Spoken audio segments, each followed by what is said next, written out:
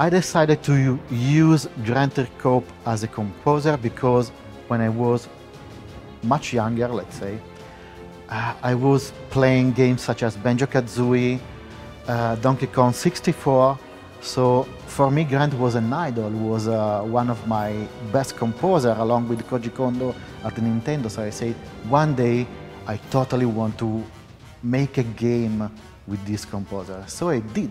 I got an email on LinkedIn from Gianmarco from Ubisoft Milan saying that they liked the games I'd written in the past and would I be interested in writing some music for their game. I didn't even know what it was. And so it was very kind of elusive, what he was kind of very vague. And so I said, of course, yeah, I like writing music.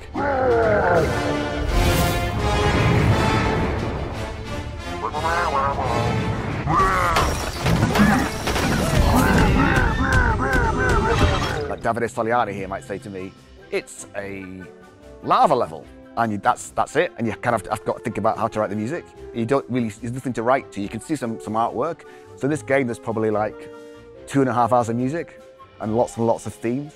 So it's been a really enjoyable process, but hard to try and continually write new theme after new theme. So that is all you've got. You didn't hurt me a lot. I'll help you to recap. Between me and you, there's a gap. My spotlight. I have the art director's head for this. For this? Mario, you're such a boy, your blows just make me snow. You haven't hurt me a single bit. Prepare for my greatest hit. In Prague today we've been recording the music for this game, and so it's the first time that everybody has heard the music played by a live orchestra. We have had about 80 musicians here. I was trying to get a little bit of Nintendo and a little bit of me and a little bit of Ubisoft and kind of smash it all together. So people have familiar things that sounds a bit like me and a bit like Ubisoft and a bit like Nintendo. So I don't know if I managed that, but that was in my head, that's what I was trying to do. Video games usually are a little bit harder, I think, because you can't guarantee what the player's going to do. Like with a movie, it's very linear. So you can write a piece of music that kind of goes at the right point it's high and the right point it's low, it's happy, it's sad, it's big, it's epic, it's, all that. It's easy to do like that, it's very scheduled. But in a video game, you can't always guarantee.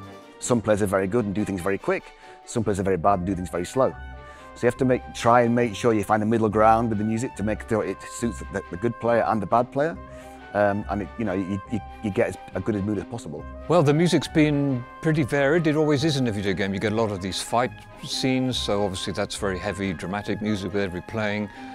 In this score, there are some lighter moments, kind of magical moments, and some, not comedy, but more lighter, amusing moments. So there's a lot of light and shade in the score, which is nice. It's not just all the same stuff. We've just finished our recording session for the about 45 minutes of the soundtrack. So I spent the whole day here putting the orchestra through its paces. I think they're a bit tired now because some of the music's quite big and quite epic. So there was scraping away and blowing really hard. But I think it's turned out very well. So yeah, it's been a great day in Prague. So it's always, for a composer, to be with an orchestra is super special. So I think it's one of those days that you really live for.